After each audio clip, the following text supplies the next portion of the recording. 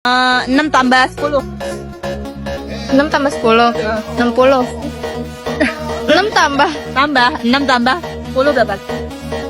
60 30. Kalau misalnya anak TK yang nggak bisa baca, kita tuh kayaknya nggak perlu takut atau khawatir. Tapi kalau sampai ada ratusan atau bahkan mungkin ribuan anak SMA yang baca aja masih ngeja, yang ngitung aja masih belum sempurna, kayaknya sah-sah saja kita ngerasa ada yang salah di sini, ya kan? Ya pemirsa, puluhan murid SMP Negeri 1 Pakadara Jawa Barat dilaporkan belum lancar membaca. Apa kepanjangan SMP? Sekolah makan pempek.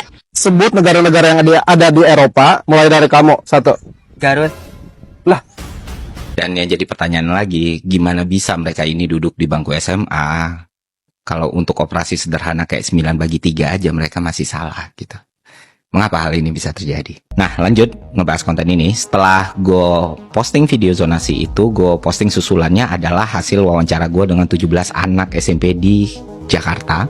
Yang mana gue nanya 2 pertanyaan kepada mereka. Yang pertama adalah sama Pitagoras. Yang kedua, sebutkan 3 kebutuhan primer manusia gitu.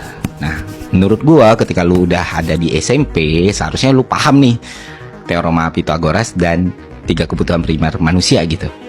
Bukan pertanyaan yang sulit, ya kan? Dan ternyata dari 17 anak itu yang bisa menjawab soal Pitagoras hanya 1 anak, yang bisa menjawab soal kebutuhan primer cuma 3 anak. Dan mereka udah SMP, dan mereka bersekolah di SMP negeri di Jakarta, lu bayangin. Tanya ke mereka, kenapa? Emang di rumah itu nggak pernah belajar atau mencoba cari tahu gitu sesuatu gitu yang berkaitan sama mata pelajaran lu di sekolah gitu? Dan jawabannya bikin gua kaget sih dan sedih. Ya mereka bilang, Bang, jangankan di rumah, di sekolah aja kita nggak belajar gitu. Terus mereka bilang lagi, ya kita sih masih mending. Ini beberapa orang teman kita malah nggak bisa baca katanya, naik-naik kelas aja. Wow, gue bilang. Nah, ini yang membuat kita semua mungkin sadar ya, ada satu masalah besar di sini yang mungkin belum disadari oleh para pemangku kepentingan kita, yang mungkin masih enak di Menara Gading, ya kan, yang mungkin dari SD sampai SMA-nya sekolah di private school, di international school atau homeschooling, kuliah ke luar negeri, balik-balik dapat jabatan. Kan banyak. Jadi gini, siswa-siswa sekolah kita itu sekarang nggak ada UN, nggak ada sistem ranking. Kalau mau masuk sekolah bukan nilai yang dilihat, tapi pakai zonasi wilayah gitu kan, tapi pakai sistem zonasi. Terus juga tinggal kelas itu adalah hal yang sangat jarang terjadi gitu di sekolah-sekolah negeri di Indonesia. Kenapa demikian?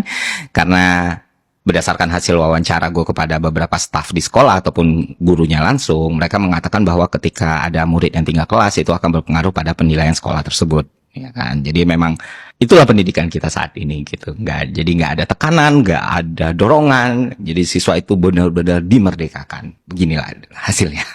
Kenapa hal ini bisa terjadi? Karena ketika kita mengadopsi sistem Finlandia ini, kita mengadopsi outputnya, bentuknya, aturannya, tapi kita lupa untuk mengadopsi fasilitasnya, kesiapannya, dan bekalnya gitu. Kenapa Finlandia bisa menerapkan sistem seperti itu dan berhasil? Ya, fasilitas yang gue bilang tadi, keadaan yang gue bilang tadi, di sana kesejahteraan udah merata nih. Terus fasilitas sekolah udah luar biasa. Terus di semua daerah itu hampir semua sekolah kualitasnya sama.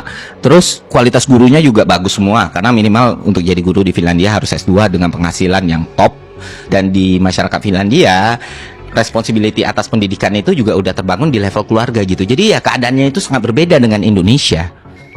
Nah, lu bayangin, lu kayak mau install FIFA 2025 dan mau main di PC, tapi PC yang lu punya masih Intel Celeron gitu loh, yang nggak akan bisa FIFA itu main. Nah, inilah yang terjadi, dan akhirnya ini memberikan dampak yang sangat destruktif untuk para pelajar kita.